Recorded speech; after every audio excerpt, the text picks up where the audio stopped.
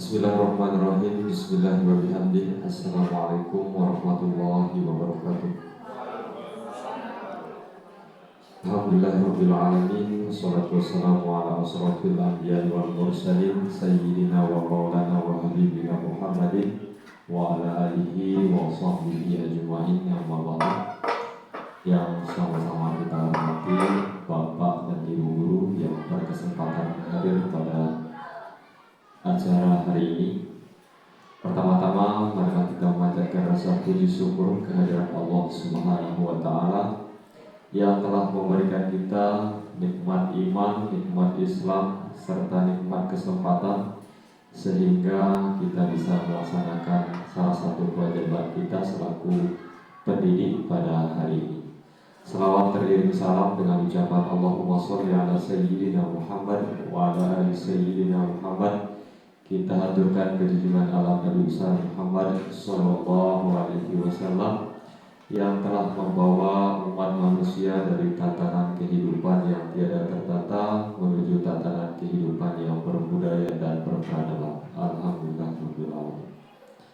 Acara diseminasi penerapan budaya positif hari Sabtu tanggal 24 Agustus 2024 dengan susunan acara sebagai berikut.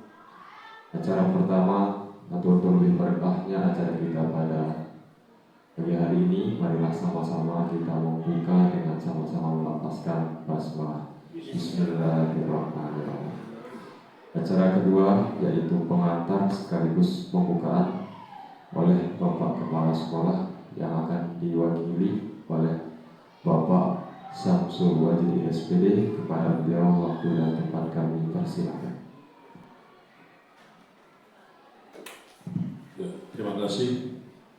Assalamualaikum warahmatullahi wabarakatuh. Bapak Guru dan Ibu Guru yang saya hormati, alhamdulillah wa syukurillah, marilah senantiasa kita panjatkan kehadirat Allah Subhanahu wa taala atas segala lipat rahmat dan karunia-Nya kepada kita semua, sehingga pada hari ini kita bisa meluangkan waktu untuk menghadiri satu diseminasi yang sangat luar biasa. Nah, jadi hari ini sebetulnya materi ini sangat luar biasa Bapak Ibu, dan kalau ini bisa kita terapkan akan memberikan efek yang dahsyat pada sekolah. Mana hari ini kita akan melakukan diseminasi tentang penerapan budaya positif di sekolah kita. Ini tadi Ibu Rohani ya minta tolong kepada kita semua untuk kita berdiskusi di sini ya. Mudah-mudahan nanti dalam diseminasi ini banyak hal yang bisa kita sampaikan sehingga acara kita pada hari ini tidak saja seremonial, tetapi nanti terimplementasi dengan baik. Karena saat ini sudah diakui bahwa penerapan budaya positif itu akan menumbuhkan motivasi tinggi buat anak-anak. Karena banyak penelitian yang mengatakan kegagalan sekolah itu untuk membuat keberhasilan dalam proses pembelajaran itu karena masih kita menggunakan pola lama. Kita masih mengadukan diri kita sebagai seorang yang guru sebagai penentu. Padahal sekarang kan udah ada sistem namanya student base, ya, artinya berdasarkan kepada siswa. Inilah tujuan budaya positif itu. Nah, nanti diharapkan seandainya budaya positif itu berjalan kepada Ibu, tidak lagi anak-anak ada yang merasa ketika jam kosong berteriak hore. Sekarang kan kalau ada jam kosong anak-anak kita berteriak hore, dia senang, bangga. Jadi wajar dia kesulitan dalam pelajaran. Jadi mereka itu belajar dengan penuh keterpaksaan.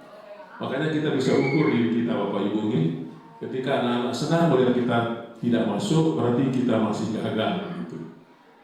Memang berat, belum ada saya kira, atau mungkin ada saya tidak tahu ya, yang ketika dia tidak ada, anak-anaknya merasa kehilangan gitu. Nah, tujuan budaya positif itu ya, mungkin nanti akan dibahas lebih banyak sama Ibu Rohani, tapi tidak ada salahnya juga.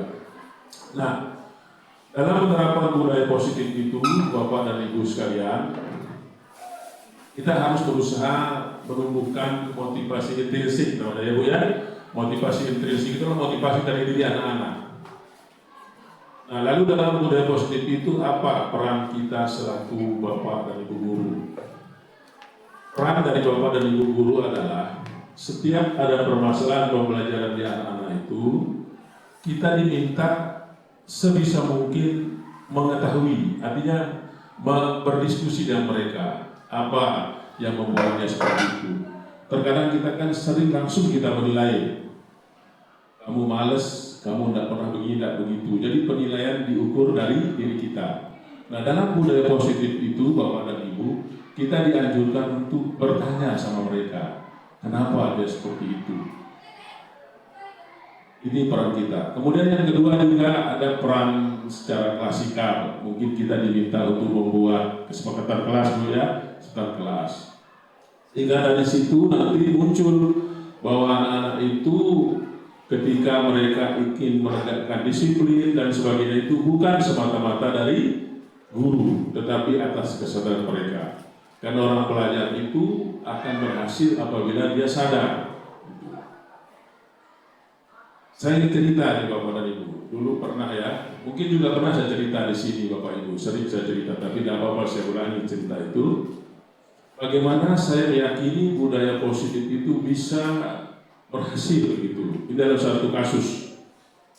Dulu ketika saya jadi kepala sekolah di SMP 2 Perindupayan, Labuan Lombok, ada kasus kaca pecah, kaca kelas waktu itu. Sampai 3 hari itu dia diinterogasi oleh guru BB, tapi ternyata tidak berhasil. Satu pun yang mau mengakui tidak ada.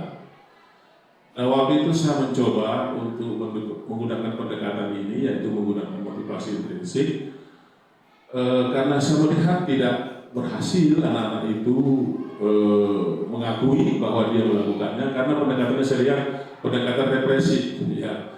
Jadi dipaksa gitu loh, dipukul, dipaksa, ternyata tidak mau anak itu. Nah, akhirnya saya coba panggil, saya ajak duduk anak itu, saya tidak bertanya dulu, saya bercerita waktu itu.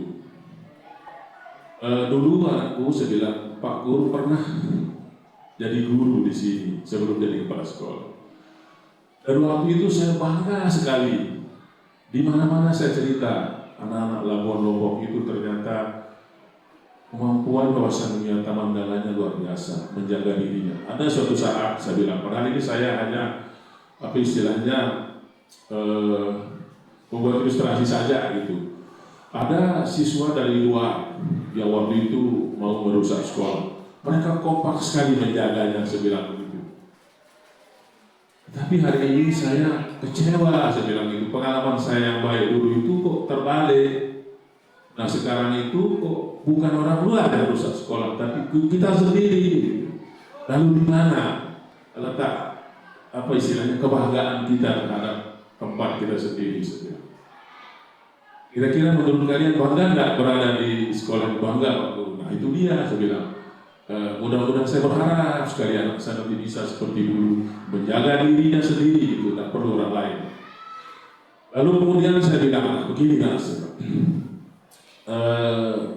kita harus bertanggung jawab terhadap apa yang kita lakukan. Sekarang saya minta tolong kalau ada di antara kalian yang melakukan itu, ya silahkan diakui saja. Kita harus gentleman gitu ya. Jadi jangan kita jadi pengecut. Nah, sekarang tak perlu dijawab lah, kalian keluar aja dulu. Mungkin besok, kapan gitu. Dan Pak Guru sangat berharap tumbuh rasa menjaga lingkungan ini. Kemudian mereka keluar. Dan berapa lama balik lagi dia? Saya kaget begitu cepat. Yuk, kok balik? Nah, kemudian ini Pak, kita mau menyampaikan sesuatu. Tiba-tiba berdiri satu orang. Saya akui Pak, saya yang lakukan. Lalu berdiri lagi dan 3 orang.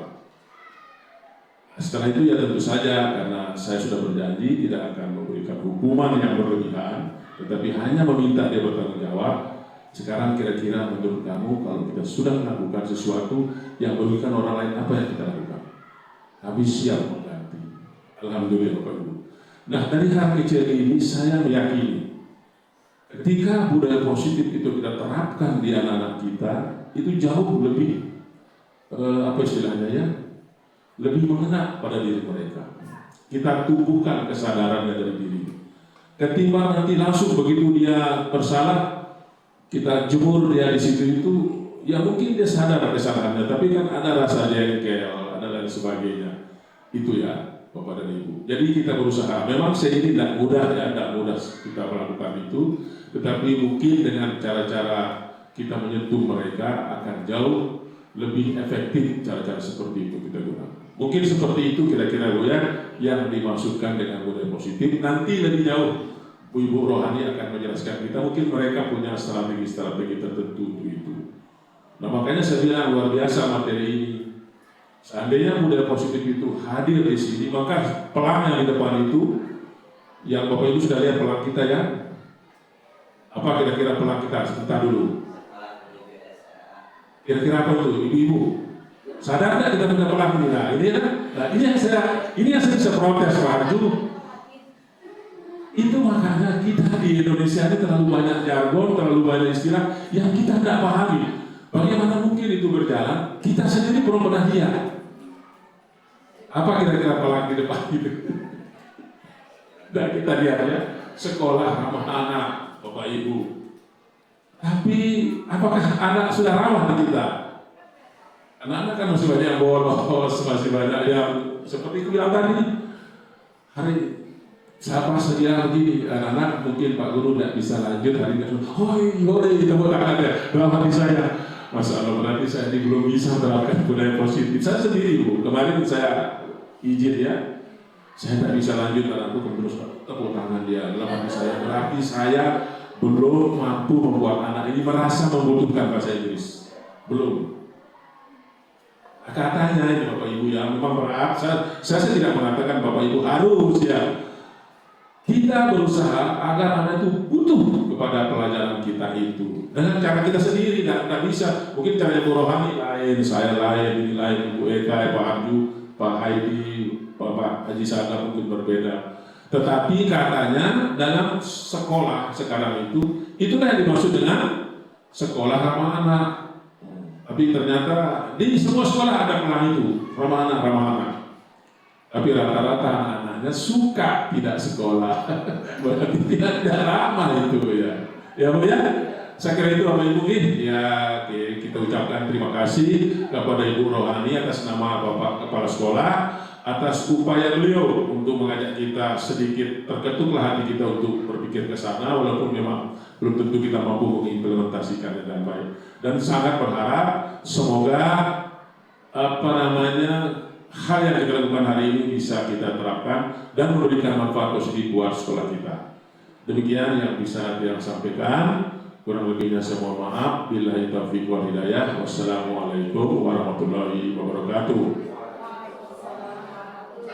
Sekaligus yang minta izin Ibu ya, karena yang ada di kelas tapi anak-anak keadaan, silakan Ibu berdiskusi dengan Bapak Ibu.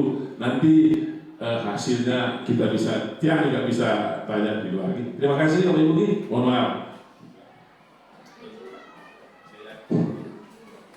Terima kasih kami ucapkan kepada Bapak Samsul Wahyudi SPD atas apa yang telah beliau sampaikan. Mudah-mudahan kita dapat mengambil motivasi dan pelajaran dari apa yang telah beliau sampaikan. Kemudian acara yang kedua yaitu acara inti, yakni pemaparan tentang budaya positif oleh calon guru penggerak yaitu Ibu Rohani SPD. Kepadanya kami persilakan.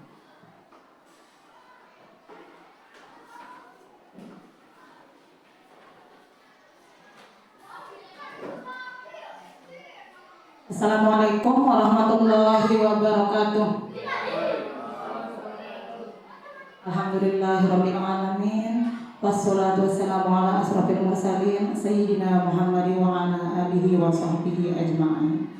Pertama-tama marilah kita panjatkan puji syukur kehadirat Allah Subhanahu wa taala yang mana dengan limpahan karunia-Nya lah kita bisa berkumpul hari ini. Kedua kalinya kita ucapkan sholawat serta salam kepada junjungan alam Nabi besar Muhammad Sallallahu Alaihi Wasallam yang telah mengajarkan kita dari alam yang penuh dengan kebodohan menuju alam yang penuh dengan ilmu pengetahuan seperti sekarang ini.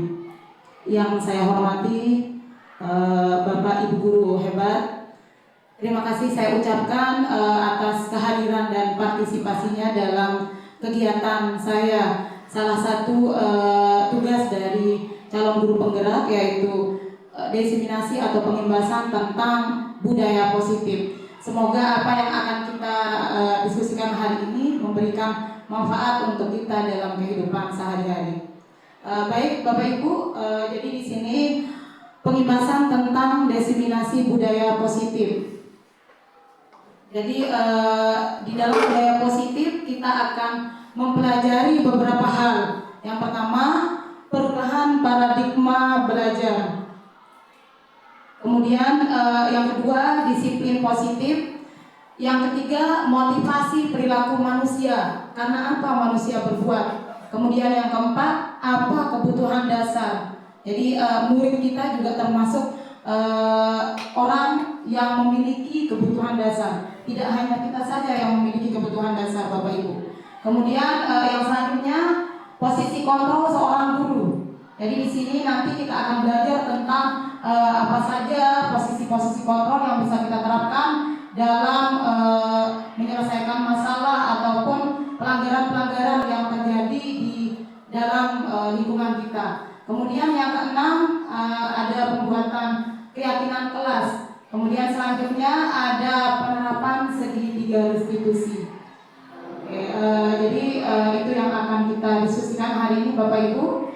Kemudian untuk sebelumnya di sini ada pertanyaan pemantik.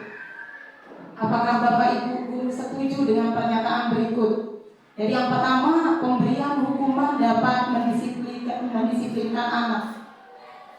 Kemudian yang kedua, memberi penghargaan dapat meningkatkan motivasi belajar anak.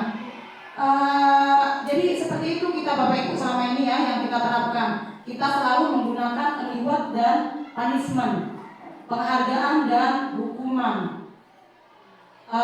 Untuk sebelumnya mungkin Bapak Ibu ada yang mau menanggapi, apakah Bapak Ibu setuju dengan pernyataan seperti ini? Silakan Bapak Ibu. Silakan Bu Rohana, setuju dengan yang nomor 1? Bukan. Tidak setuju. Tidak setuju. Oke, jadi nomor 2 setuju. Baik Bapak Ibu, jadi benar memang terkadang pemberian hukuman bisa juga mendisiplinkan anak, dan terkadang juga pemberian penghargaan dapat meningkatkan motivasi belajar anak. Tetapi ada hal yang salah dengan yang selama ini kita terapkan, dan kita akan sama-sama belajar. Mudah-mudahan nanti di akhir kegiatan setelahnya ini kita bisa sama-sama mengambil pelajaran dari apa yang kita akan diskusikan. Kemudian selanjutnya di sini yang pertama, pembelajaran paradigma baru. Bapak Ibu, pembelajaran paradigma baru itu adalah pembelajaran yang mengutamakan kepentingan murid. Jadi kita sama-sama tahu bahwa murid kita itu unik dan memiliki kelebihan masing-masing, punya perbedaan juga. Jadi di sini murid kita memiliki gaya belajar yang berbeda, kemudian minat belajar yang berbeda, kesiapan yang belajar yang berbeda. Makanya di sini kita sebagai guru memiliki tugas untuk betul-betul bisa merancang pembelajaran untuk mengakomodir atau untuk merangkum semua perbedaan-perbedaan yang ada di dalam murid kita. Dan tentunya tujuannya itu adalah profil pelajar Pancasila. Bapak Ibu tentu tahu ya apa itu belajar profil pelajar Pancasila. Yang pertama, apa Bapak Ibu? Betul. Kemudian yang kedua, mandiri. Ya. Kemudian yang ketiga, bernalar, kritis, kreatif, bergotong royong, berkebinekaan global. Jadi ini adalah pembelajaran paradigma baru. Mari kita lihat gambarnya Bapak Ibu. Di sini ada 2 gambar, ada point equality, dan equity. Jadi silakan, apa pelajaran yang yang dapat disimpulkan dari kedua gambar? Ayo silakan, siapa yang mau, Bapak Ibu? Kita amati gambarnya. Kita dengan mandi Coba Bu Hana mungkin silakan. Fasilitas sesuai dengan Kebutuhan. Iya. Betul Bapak Ibu. Jadi di sini ada gambar yang sedang menonton pertandingan. Nah, kemudian ada beberapa orang dengan kebutuhan yang berbeda-beda. Dilihat dari tingginya ya, dilihat dari tingginya. Di sini ada bapak, kakak, dan si anak. Nah, pada saat di equality dia diberikan sesuatu yang sama, tetapi kebutuhannya berbeda. Apa yang terjadi Bapak Ibu? yang satu dapat menerima, yang satu tidak. Betul, yang satu bisa melihat, ada dua yang bisa melihat, sementara yang satu dia terkecilkan, tidak bisa melihat apa yang menjadi tujuannya, gitu kan? Nah, jadi pada pembelajaran paradigma baru kita akan berhubungan dengan equity. Pada saat beberapa orang dengan kebutuhan yang berbeda-beda, tentunya kita juga memberikan sesuatu yang berbeda sesuai dengan kebutuhannya. Jadi seperti itu Bapak Ibu ya. Itu yang diharapkan pada pembelajaran paradigma baru. Nah, kemudian di sini ada miskonsepsi. Kita selalu memahami kontrol yang ada itu seperti ini, padahal itu hanya sekedar ilusi atau miskonsepsi. Yang pertama, ilusi guru mengontrol murid. Betul kan? Selama ini kita sebagai guru selalu beranggapan kalau guru itu harus mengontrol murid dan guru itu bisa mengontrol murid. Tetapi ternyata kita tidak pernah bisa mengontrol orang. Dia mau terkontrol pada saat dia mengizinkan dirinya untuk dikontrol, begitu Bapak Ibu. Kemudian yang kedua, ilusi bahwa orang dewasa memiliki hak untuk memaksa. Oh, saya ibu kamu, saya berhak untuk memaksa apapun yang saya mau, begitu kan? Nah, sementara nanti dampaknya iya, anak itu akan nurut, tetapi dalam jangka panjang terkadang anak itu juga akan bosan dengan apa yang kita lakukan, begitu Bapak Ibu ya. Kemudian yang selanjutnya, ilusi bahwa kritik dan membuat orang merasa bersalah dapat menguatkan karakter, padahal sejatinya tidak.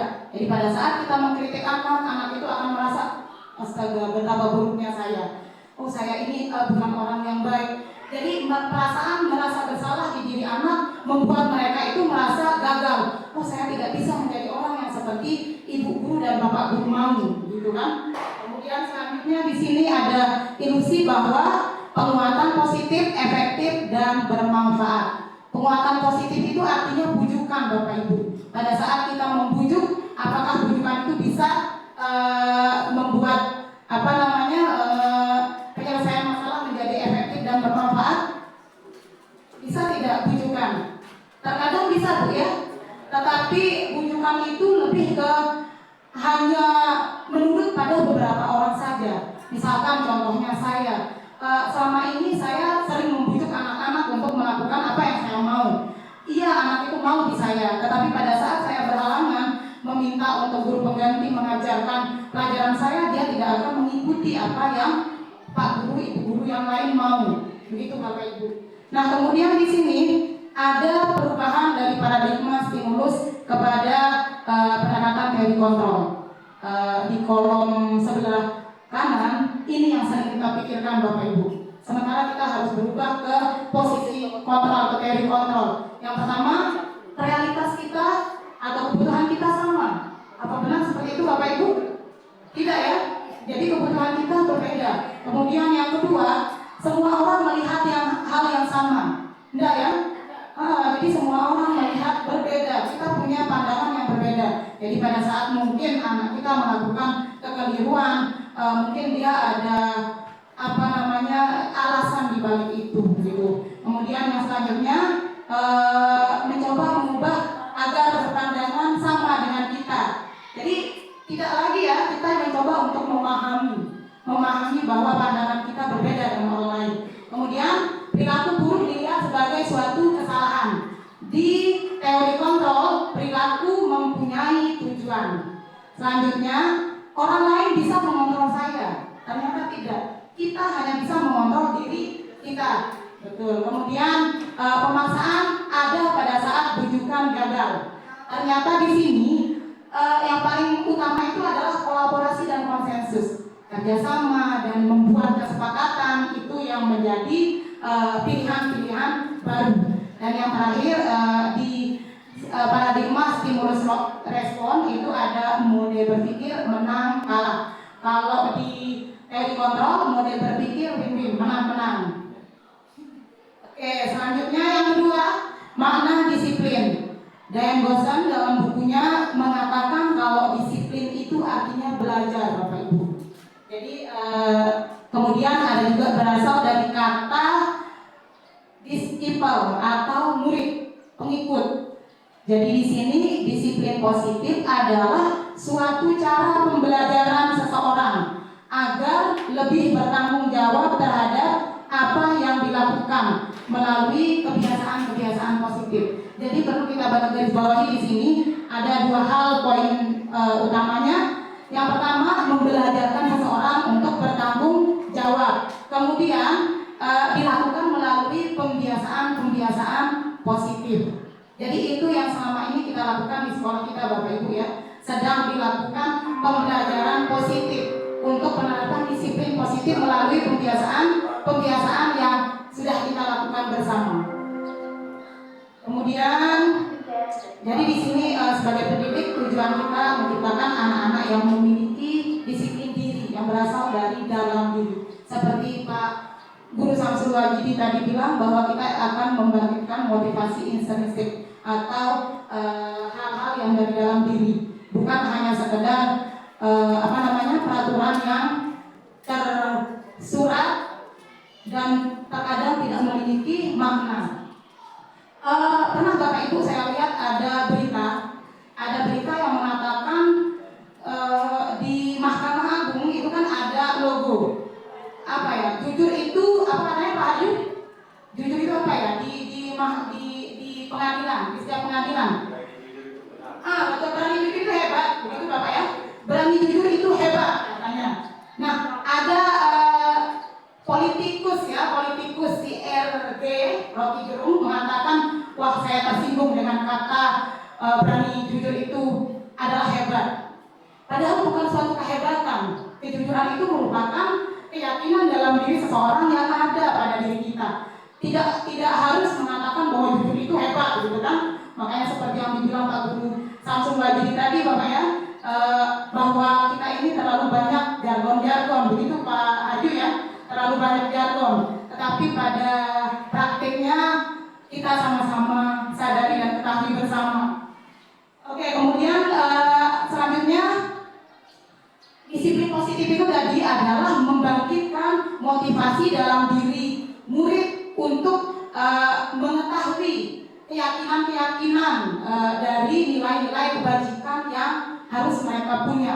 Sebenarnya semua kita punya nilai kebajikan, cuma terkadang terkontaminasi oleh kondisi situasi, makanya kita abai begitu. Nah, jadi di sini nilai-nilai kebajikan universal itu adalah sifat positif yang berlaku secara universal, secara menyeluruh, tidak terikat oleh latar belakang, kemudian agama, suku dan lain sebagainya. Contohnya di sini yang pertama, nilai kebajikan menurut profil pelajar Pancasila. Bapak Ibu sudah tahu semua apa itu profil pelajar Pancasila. Beriman dan bertakwa sampai akhirnya. Kemudian ada lagi prepare program, toleransi, kemudian ada rasa hormat, integritas, mandiri dan sebagainya. Kemudian di sini ada life skill, ada keterampilan hidup, kebajikan yang akan kita tanamkan ke murid-murid kita dapat dipercaya. Lurus hati, pendengar yang aktif, tidak merendahkan orang lain dan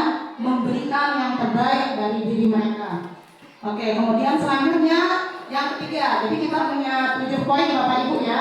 Mohon bersabar. Yang ketiga, motivasi perilaku manusia.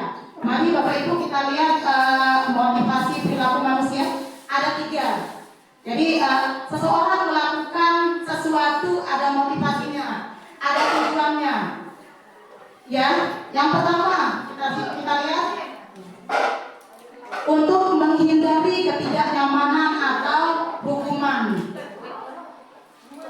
Ya. Oke, yang pertama untuk menghindari ketidaknyamanan atau hukuman. Kita sadari betul ini sering terjadi di kita Bapak Ibu ya. Kita sering melakukan sesuatu untuk menghindari ketidaknyamanan atau hukuman. Contoh, kita tidak berani datang terlambat. Karena apa? Takut ditegur oleh kepala sekolah. Iya kan?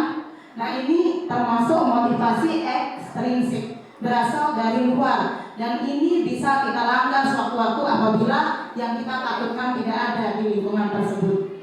Oke, kemudian yang kedua, untuk mendapatkan imbalan dari orang lain. Wah, aku mau rajin besok biar dapat hadiah dari Pak Guru. Seperti itu Bapak Ibu. Pada saat Pak Guru yang diharapkan tidak datang, kecewalah kita. Nah ini juga termasuk bagian dari motivasi ekstrinsik. Nah yang terakhir, untuk menghargai diri sendiri. Kita sadar betul sebenarnya kita mau jadi apa.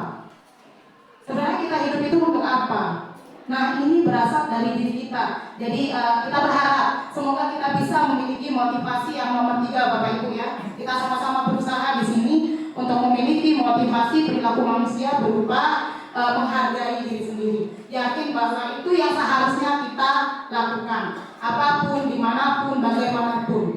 Oke, kemudian selanjutnya ini adalah motivasi intrinsik. Ini yang kita harapkan juga bisa kita tumbuhkan ke anak didik kita. Tetapi tentunya mulai dari diri kita Bapak Ibu ya, karena kita ini adalah teladan bagi murid. Oke, selanjutnya kebutuhan dasar manusia. Baik, ini kebutuhan dasar manusia menurut Dr. William Glasser dalam Choice Theory. Ada 5 Bapak Ibu. Yang pertama, yang ditaruh di tengah, ini yang paling apa istilahnya? Penekanannya di sini. Yang pertama, kebutuhan untuk apa Bapak Ibu? Yang pertama, yang di tengah, bertahan hidup. Apa kira-kira kebutuhan untuk bertahan hidup ini? Terkait dengan apa Bapak? Makan, betul. Jadi terkadang kita di kasus yang terjadi di kita ada anak-anak keluar. Jadi tidak langsung serta-merta pada saat dia pergi makan atau apa kita langsung hukum. Kita tanya, kita berdialog apa penyebabnya. Jadi apapun kesalahan anak sebenarnya jangan kita limpahkan ke anak. Mari kita berefleksi diri, bercermin ke diri kita. Oh, mungkin ada kebutuhan yang tidak kita penuhi. Misalnya contohnya yang pertama bertahan hidup, mungkin lapar. Tapi memang hal itu kan tidak baik karena sudah indisipliner namanya, tidak disiplin. Jadi kita akan sama-sama berusaha menyelesaikan permasalahan itu dengan cara yang baik, begitu Bapak Ibu. Kemudian yang kedua ada kasih sayang dan rasa diterima. Jadi anak-anak kita terkadang dalam tanda kutip nakal ya Bapak Ibu ya. Tetapi itu dilakukan karena dia itu kekurangan kasih sayang. Jadi ini yang pertama, kebutuhan bertahan hidup. Kemudian yang kedua, rasa kasih sayang.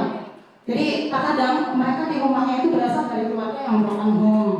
Jadi mereka membutuhkan perhatian. Caper lah istilahnya kalau anak sekarang. Begitu Bapak Ibu. Kemudian terkadang juga di lingkungan mereka itu mereka tidak diterima. Akhirnya di sini berdaya begitu kan, mencari perhatian dari kita dan teman-temannya. Kemudian yang ketiga ada penguasaan, power. Kita sebenarnya tahu semua Bapak Ibu. Jadi di sini kita hanya sekedar menguatkan, saling mengingatkan begitu ya. Penguasaan, power. Seorang anak itu membutuhkan pengakuan. Misalkan dia berprestasi, kadang-kadang dia ingin apa istilahnya orang-orang mengakui bahwa dia itu hebat. Gitu. Jadi ada kadang anak-anak yang mengajak temannya yang lain untuk bolos bapaknya. Bolos benar kan? Akhirnya ada beberapa anak yang ikut.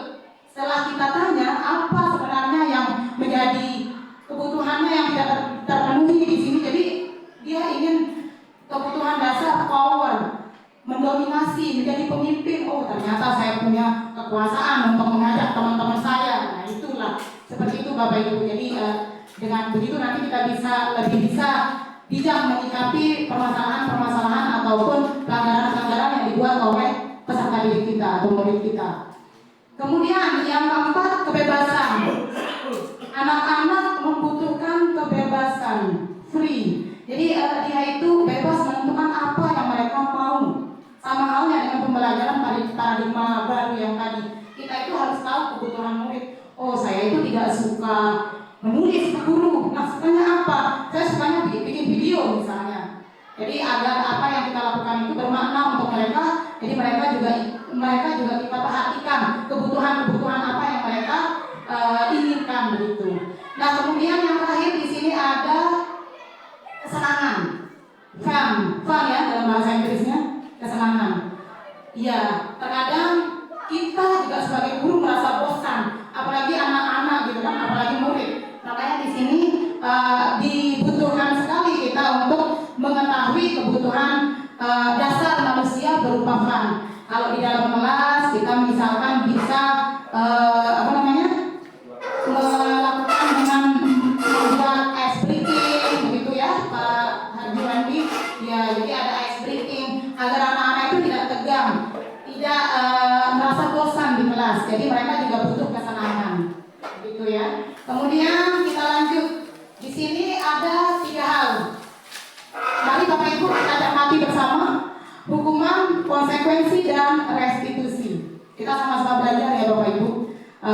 Ada hukuman. Jadi kita lihat hukuman itu bersifat tidak terencana dan tiba-tiba. Contoh, pada saat pembelajaran anak-anak itu terlambat datang, kamu keluar, hormat bendera. Itu termasuk hukuman atau apa Bapak Ibu? Hukuman ya? Betul. Oke, kemudian konsekuensi. Kalau konsekuensi sudah terencana dan dibuat oleh pihak guru atau sekolah. Murid sudah mengetahui sebelumnya apa yang akan dia alami pada saat dia melakukan hal tersebut. Misalkan sekarang kita ada aturan pada hari Senin anak-anak harus berpakaian seragam. Jadi pada saat tidak berpakaian seragam ada konsekuensi yang harus mereka terima, begitu. Itu namanya konsekuensi. Kemudian yang terakhir ada restitusi. Kalau restitusi di sini proses kolaboratif kerjasama antara guru dan murid untuk mencari solusi masalah dan melakukan perbaikan, Bapak Ibu. Jadi poin pentingnya sebenarnya kita di sini diharapkan untuk bisa melakukan atau untuk bisa memberikan restitusi ini kepada murid-murid kita. Baik Bapak Ibu, kita lanjut ke 5 posisi kontrol. Tinggal 3 poin lagi Bapak Ibu ya. 5 posisi kontrol. Yang pertama, penghukum. Kemudian yang kedua, pembuat merasa bersalah. Yang ketiga, teman. Yang keempat, pemantau. Yang kelima, manajer. Jujur Bapak Ibu, selama ini saya melakukan posisi kontrol di poin 2 dan poin 3. Jadi saya selama ini berlaku sebagai teman, kemudian pembuat merasa bersalah. Seperti contoh Bapak Ibu ya, ayo nak masuk ke kelas. Enggak, guru nggak belanja. Dase, minta ibu guru anakku kayak palsu ya. Nah seperti itu posisi teman Bapak Ibu. Kemudian pembuat merasa bersalah. Saya sering bilang sama anak-anak, kamu tujuanmu sekolah apa? Kamu tidak kasihan lihat orang tuamu. Orang tuamu itu sehari-harinya ya sampai kering kerontang untuk mencari kamu rezeki agar kamu bisa bersekolah. Jadi itu adalah posisi kontrol nomor 2 Bapak Ibu. Pembuat merasa bersalah. Mari kita lihat mana yang baik di antara yang terbaik di antara yang 5 ini. Nah, kita lihat ya. Di sini ada kasus siswa tidak memakai seragam lengkap saat mengikuti upacara bendera hari Senin. Ini sering kita lihat bersama. Yang pertama, penghukum. Hormat di depan tiang bendera selama 2 jam. Ini penghukum. Kemudian yang kedua, berapa kali sih ibu guru harus memberitahu kamu, tetapi kamu selalu saja mengulanginya. Jadi terkadang kayak ibu guru kasihan. Jadi pembuat merasa bersalah. Kemudian yang selanjutnya, teman. Ayo dong ikuti aturan sekolah. Tolong bantu ibu ya, sekali ini saja. Ya sudah, tidak apa-apa. Lain kali jangan diulangi lagi ya. Begitu. Jadi seolah-olah kita mengajak teman kita untuk mentaati peraturan. Kemudian selanjutnya pemantau. Kalau pemantau ini berasal dari atau bersumber dari data-data. Sudah berapa kali anak itu melakukan kesalahan, begitu Bapak Ibu ya. Jadi setelah berkali-kali itu baru kemudian ada konsekuensi yang harus mereka tanggung. Kemudian di sini yang terakhir adalah sebagai manajer. Nah, yang diharapkan di sini kita berlaku sebagai manajer. Kita bertanya ke anak-anak itu ceritanya, apakah kamu tahu kira-kira kesalahanmu? Bagaimana kamu memperbaikinya? Sulit memang Bapak Ibu ya, tetapi ayo sudah kita sama-sama berusaha untuk menerapkannya dalam kehidupan kita sehari-hari. Kita ada video ya Bapak Ibu.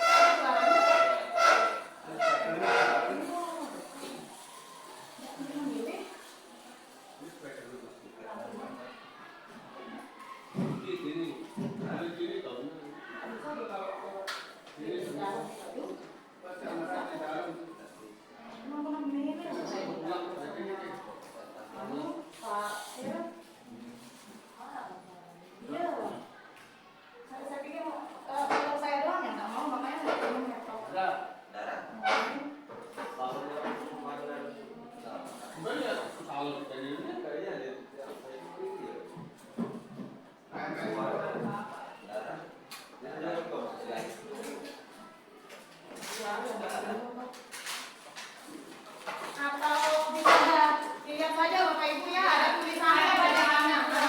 Ada bacaannya di sana.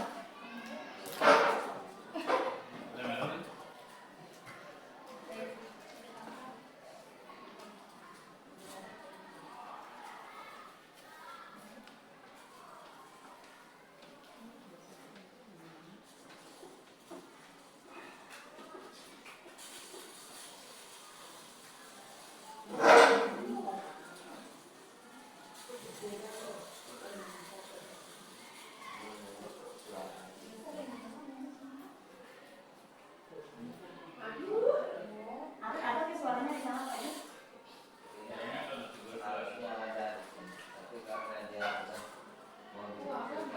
Ada kecil suaranya.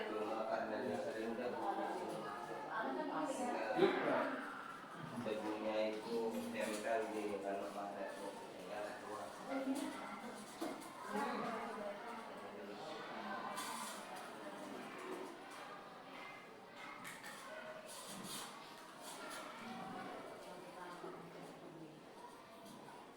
Kecil suaranya. Ada bacaannya. Iya.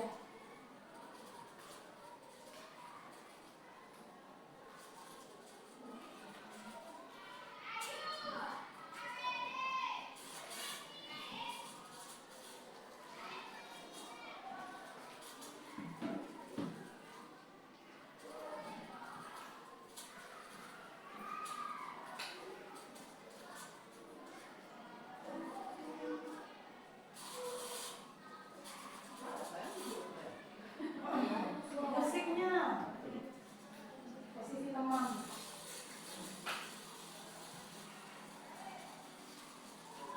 Dengan kasus yang sama Bapak Ibu ya.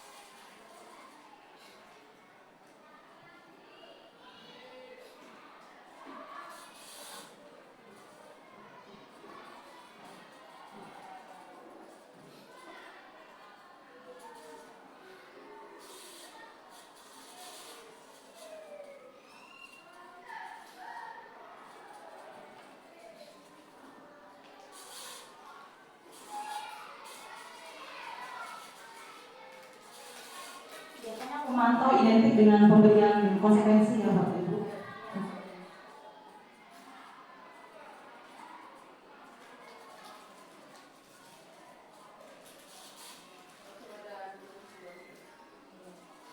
Ini yang terakhir yang diharapkan untuk kita lakukan, posisi manajer. Ya, semoga bisa Bapak Ibu. Semangat.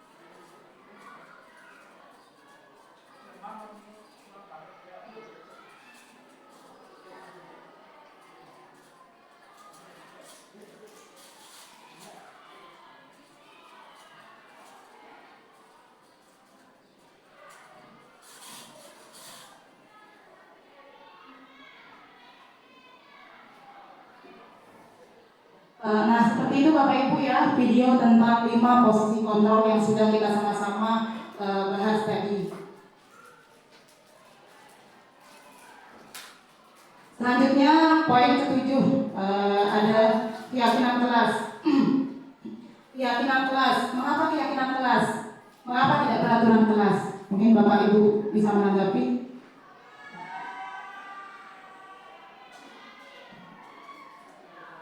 Ya, silakan. Kalau keyakinan, kalau peraturan itu mungkin prinsip itu mungkin akan menjadi hukuman semuanya. Ya, kalau keyakinan itu kan timbul dari diri mereka sendiri, kesadaran Dari diri sendirinya Bu ya. Iya, betul sekali Bu. Jadi di sini kita ada pertanyaan. Kira-kira kenapa kita harus memakai helm pada saat kita menggunakan sepeda motor? Apa nilai kebajikan yang ada di sana? Apa nilai yang ada di sana? Untuk apa? keselamatan. Untuk keselamatan, betul Bu. Jadi nilai kebajikan yang ada di sana itu adalah keselamatan. Nah, dengan nilai keselamatan ini yang disebut sebagai keyakinan yang berasal dari dalam diri. Jadi pada saat semua bersumber dari diri kita akan termotivasi dan lebih semangat untuk melaksanakannya daripada hanya mengikuti serangkaian pernyataan tertulis tanpa ada makna, gitu Bapak Ibu. Nah, kemudian di sini tahapan pembuatan keyakinan kelas. Sebenarnya kita sudah lakukan Bapak Ibu, tetapi yang saya lihat di poster-poster, bukan ini kita sama-sama belajar Bapak Ibu ya. Yang saya lihat di poster-poster kelas itu lebih ke kesepakatan kelas atau sesuatu yang ingin atau sesuatu yang disepakati oleh warga kelas. Di sini ada tahapannya Bapak Ibu. Yang pertama, curah pendapat dengan murid kita. Kemudian yang kedua, mencatat semua masukan yang ada. Yang ketiga, mengganti kalimat negatif menjadi positif. Jadi jangan ada kata dilarang, jangan, dan lain sebagainya. Kemudian yang ketiga, ini ada contoh kalimat negatif, misalnya jangan berbicara saat guru menjelaskan. Jadi kalimat positifnya, dengarkan penjelasan guru. Kemudian yang keempat, mengajak murid untuk menemukan nilai kebajikan. Jadi seperti tadi, saat kita tahu tidak menggunakan helm kita bisa celaka, kita tidak selamat. Jadi itu hal yang akan memotivasi kita untuk melakukan apa yang menjadi peraturan yang ada. Kemudian di sini ada kriteria keyakinan kelas. Yang pertama bersifat abstrak, kemudian berupa pernyataan secara universal. Jadi misalkan bertakwa kepada Allah, kesepakatan kelas kita. Sementara di warga sekolah ada mungkin orang yang beragama lain. Jadi di sini yang sifatnya universal, yang tidak terbatas oleh agama, lingkungan dan latar belakang, suku bangsa dan lain sebagainya. Kemudian dibuat dalam bentuk pernyataan positif seperti yang tadi Bapak Ibu. Kemudian sedikit saja agar mudah diingat dan disesuaikan dengan kondisi kelas kita atau lingkungan kita. Di sini ada dokumentasi yang saya lakukan pada saat pembuatan keyakinan kelas. Jadi yang pertama saya awali dengan peraturan kelas. Karena peraturan itu kan banyak Bapak Ibu ya, peraturan-peraturan yang sudah kita tahu bersama. Kemudian dari peraturan itu diubahlah menjadi kalimat positif. Nah, dari kalimat positif itu kemudian kita gali keyakinan atau nilai kebajikan apa yang ada di dalam kesepakatan kelas yang sudah kita buat. Ini untuk lebih jelasnya Bapak Ibu. Peraturan kelas, misalnya poin nomor 1, jangan terlambat masuk kelas pada jam pembelajaran. Kalimat positifnya hadir tepat waktu. Begitu Bapak Ibu. Kemudian yang kedua, jangan membuang sampah sembarangan. Kalimat positifnya membuang sampah pada tempatnya. Begitu seterusnya Bapak Ibu. Nah kemudian kita gali nilai kebajikan apa sih sebenarnya yang ada di poin-poin kesepakatan kelas yang sudah kita buat. Contoh misalnya nomor 1, hadir tepat waktu. Apa nilai kebajikan yang ada di sini? Betul, disiplin Bapak Ibu. Jadi disiplin itu yang akan mereka laksanakan begitu. Nilai disiplin itu ada di setiap anak-anak. Jadi tugas kita untuk menebalkan laku murid kita yang positif. Jadi zaman dulu Bapak Ibu orang bilang anak itu terlahir seperti kertas kosong. Ternyata itu adalah sesuatu hal yang salah Bapak Ibu. Ternyata anak itu lahir sudah ada catatannya, tetapi catatan buramnya begitu belum jelas. Nah jadi di sini tugas kita atau peran kita sebagai guru adalah menebalkan kalimat-kalimat yang positif dan meminimalisir hal-hal yang jelek. Nah kemudian di sini kita bisa lihat yang tadi membuang sampah berarti menjaga kebersihan. Sekotor-kotornya kita tahu loh kebersihan itu apa. Kemudian ingin juga kita terapkan. Kemudian yang ketiga menghargai guru pada saat mendengarkan penjelasan guru. Kemudian menghormati sesama. Dan yang terakhir komitmen. Jadi kita punya komitmen dengan seluruh warga kelas yang ada di binaan kita. Nah kemudian Bapak Ibu untuk ini saya skip saja. Kemudian kita lanjut ke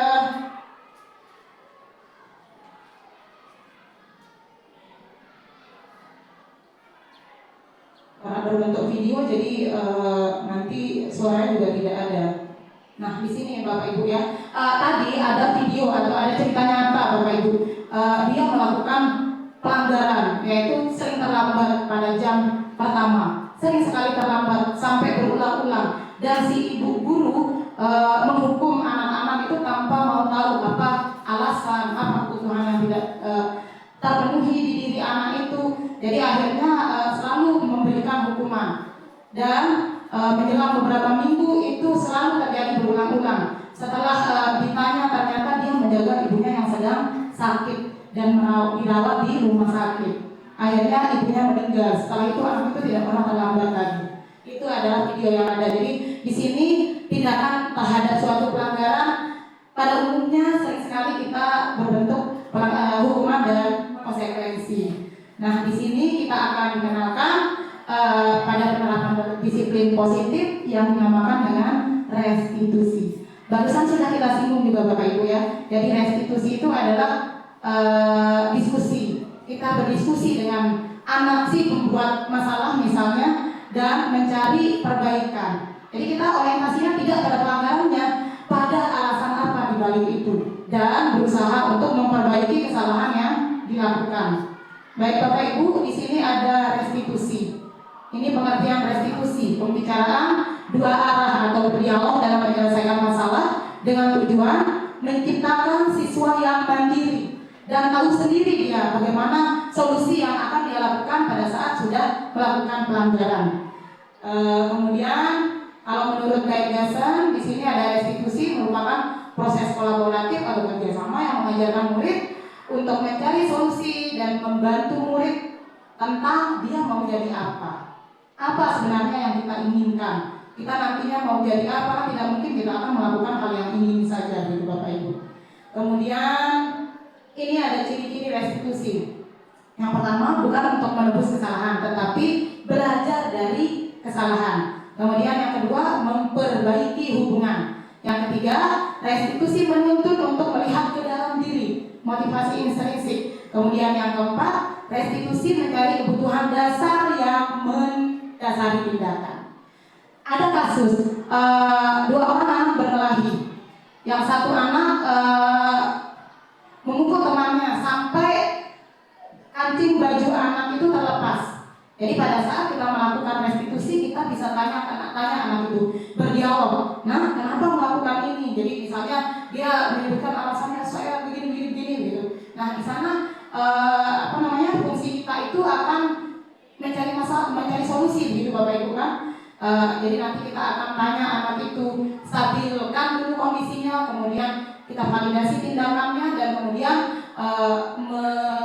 memberikan atau sama mencari solusinya. Terkadang anak itu cukup dengan minta maaf, jadi itu tidak termasuk restitusi, hanya meminta maaf saja. Jadi dia juga harus memperbaiki kesalahan yang dilakukan. Oh Ibu Guru, saya siap untuk menjahit baju teman saya. Jadi hubungannya dengan temannya itu tidak hancur begitu, dia akan kembali lagi bermain bersama temannya. Kalau hanya maaf, kadang-kadang saya tidak mau maafkan, dia sudah merugikan saya begitu.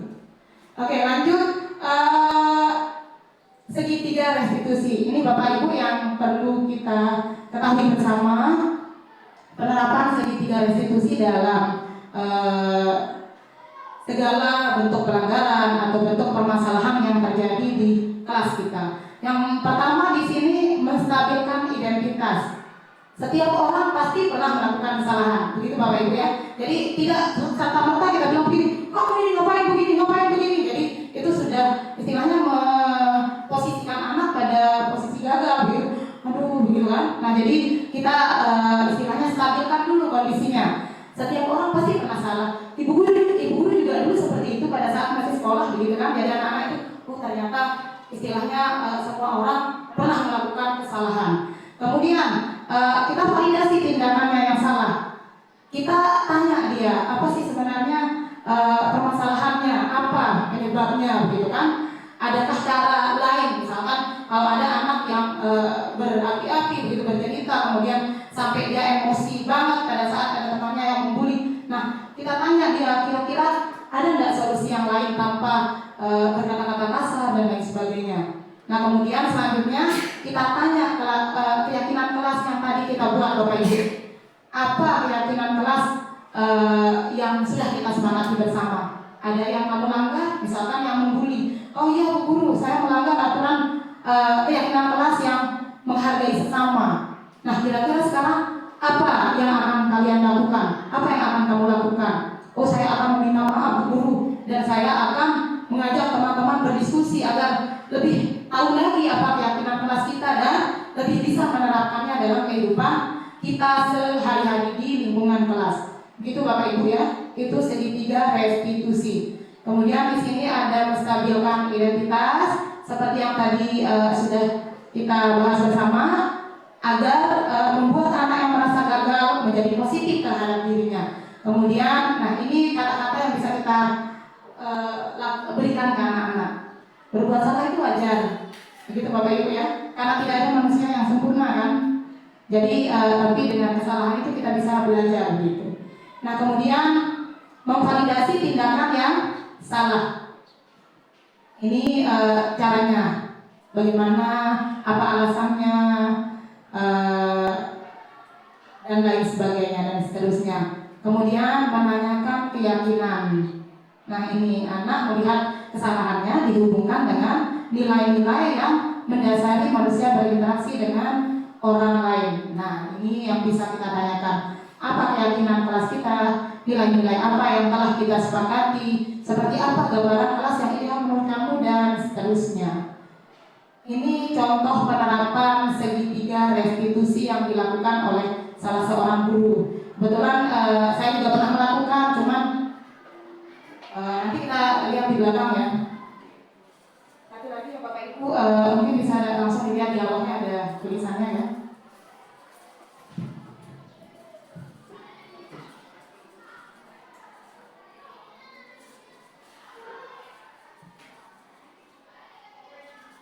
Jadi Bapak gurunya slowly ya, tidak meledak-ledak.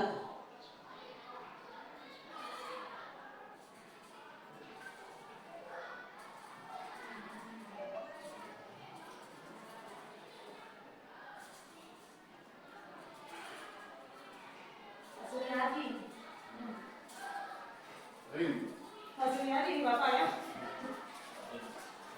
Kalau ada masalah begini ya, slowly.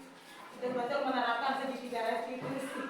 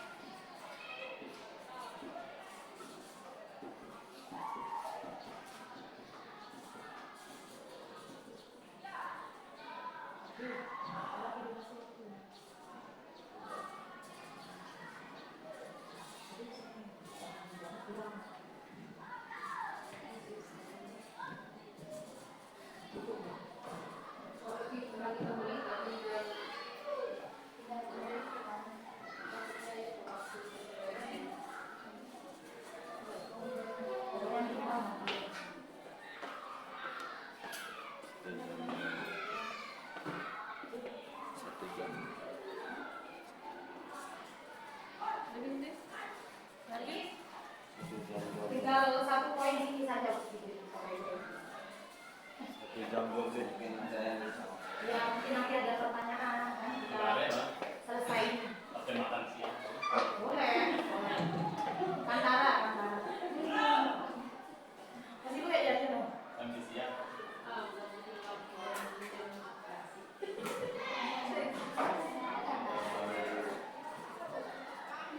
Ada perbaikan ya.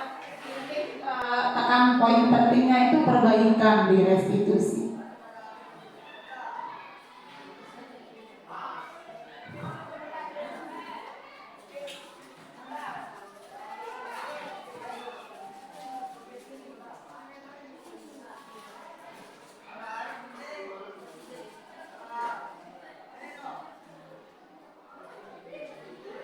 Baik Bapak Ibu, sudah jelas ya penerapan segitiga restitusi dalam permasalahan kita sehari-hari. Nah sekarang kita diskusi Bapak Ibu, ada mungkin yang mau ditanggapi atau pertanyaan yang akan kita diskusikan bersama. Silakan Bapak Ibu.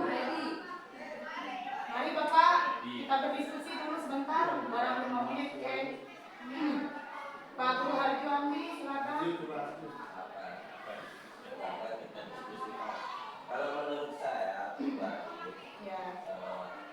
anak itu kalau dibilang tadi salah untuk anak seperti kertas besok, Ya. mungkin kalau saya tidak terlalu sama. Karena begini, Islam mengatakan bahwa anak itu dilahirkan fitrah itu artinya bersih. Ya. Bersih, tetapi di sana itu bukan menunjukkan bersih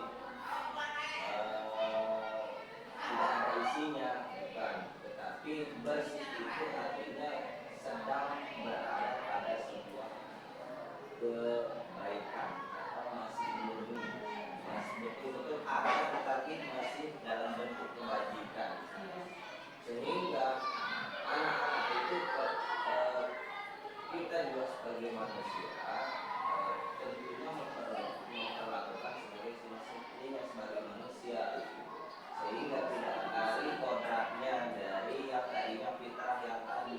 Sehingga apa yang dikatakan bukan kita membentuk dari karakternya dari yang tadi fitrahnya itu menjadi A atau B, tetapi fitrahnya itulah yang kita kotori sehingga berubah menjadi bentuk lain. Tetapi fitrah itu tetap ada.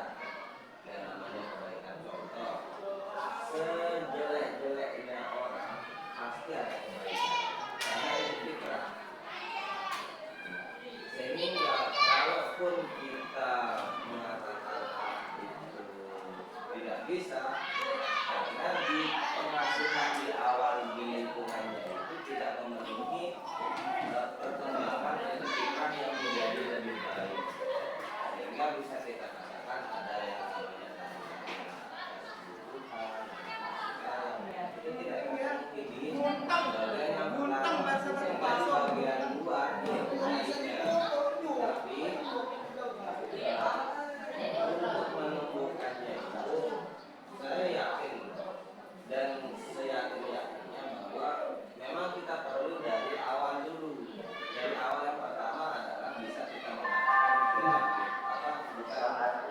pertama kita mengingatkan dulu, mengingatkan waktu yang sehingga bagian bisa kita katakan mengingatkan kesalahan, mengingatkan apa yang sudah kita sepakati. Kalau sudah, saya cenderung bakalan mendukung. Kalau sudah kita ingatkan, karena dalam fisika yang saya pelajari bahwa ada sebuah energi, misalkan itu dalam entropi namanya. Entropi itu sebuah energi itu tidak bakalan berubah kalau tidak ada energi luar yang mempengaruhinya. Sehingga apa yang terjadi? Anak-anak itu bakalan terus menjadi sebuah fitrahnya yang sudah rusak. Jadi tidak bakalan berubah. Bagaimana cara merubahnya? Kita harus ada energi luar yang mengaruhinya. Dan cara apa? Ya kita pakai tongkat atau apapun pukulan yang. Tetapi sebenarnya kita tidak bakalan membenarkan secara terus kita bisa berikan dia energi itu dalam bentuk air, sehingga perubahan itu bisa. Sehingga tetapi dalam hal ini saya sering melakukan juga yang namanya gen terapi untuk mengembalikan fitrah itu. Karena apa? Fitrahnya itu sudah terlalu banyak dicampuri orang-orang yang. Jadi kalau menurut saya di beberapa pembelajaran hari yang tadi itu hanyalah untuk melakukan yang sebagaimana mestinya. Kita manusia ya itu jangan kita melakukan tapi dia pengen diperlakukan sebagaimana mestinya. Tapi itu juga kita tidak bakalan bisa lepas dan bisa merubah orang itu. Karena apa? Jelas kontrol itu di luar kita itu tidak bisa kita kontrol, karena yang kita bisa kontrol hanya diri kita. Toh juga emosi kita saja belum kita bisa kontrol. Jadi yang saya bisa katakan adalah untuk membuat orang itu bisa berubah adalah hanya dirinya sendiri. Tidak ada, hanya saja kita bisa berusaha untuk membantunya, untuk saling mengingatkan. Dan yang paling besar adalah balik lagi ke nama yang dia menghabiskan waktu. Karena kita kalau di sekolah hanya beberapa waktu satu juga dari faktor genetik kedudukan. Jadi saya di masa pertama itu harus diperketat. Karena memang untuk selanjutnya ya butuh ibu orang tua ingin menyekolahkan anaknya untuk menjadi yang baik, anak yang baik. Tetapi kita sebagai guru di sekolah menginginkan anak sudah baik baru bersekolah. Bukan yang buruk kita terus memproduk anak menjadi baik, tidak bisa seperti itu. Tetapi kita hanya bisa membantu, mengarahkan. Yang tadi katakan itu bagaimana menjadi anak itu menjadi lebih baik. Tetapi kalau merubahnya tidak bisa. Allah saja mengatakan tidak ada yang bisa merubah sesuatu dirinya tidak bisa. Makanya dari siapapun dalam bentuk apapun yang kita berikan sebuah motivasi ekstrinsik ataupun yang lainnya, kalau tidak ada motivasi dalam dirinya sendiri tidak bisa apapun itu. Iya betul sekali Bapak Hadi, terima kasih atas tanggapannya. Benar sekali bahwa segala sesuatu bersumber dari motivasi intrinsik kita. Jadi alhamdulillah Bapak Ibu ya, kita sudah sampai di penghujung acara kita. Silakan Bapak MC. Jadi kesimpulan kita, semoga apa yang kita lakukan hari ini bisa kita lakukan atau terapkan di kehidupan sehari-hari. Tetapi saya garis bawahi juga apa yang disampaikan oleh Pak Guru Harjo tadi, benar bahwa seorang manusia itu akan bersosialisasi sesuai dengan usianya. Jadi ada berapa banyak juga ada agen sosialisasi. Yang pertama dimulai dari keluarganya, kemudian lingkungan atau teman sebayanya, kemudian lingkungan sekolah, lingkungan tempat kerja, itu semua mempengaruhi tingkah laku atau perilaku manusia itu sendiri, Bapak Ibu ya. Baik, sekian dari saya. Wassalamualaikum warahmatullahi wabarakatuh. Dengan berakhirnya pemaparan dimensi penerapan budaya positif, maka berakhirlah acara kita pada hari ini. Dan untuk lebih berkahnya acara kita pada hari ini, marilah sama-sama kita tutup dengan sama-sama melafazkan hamdalah. Alhamdulillahirabbil alamin. Wallahul muwaffiq wal hadi ila sabilir rasyad. Wassalamualaikum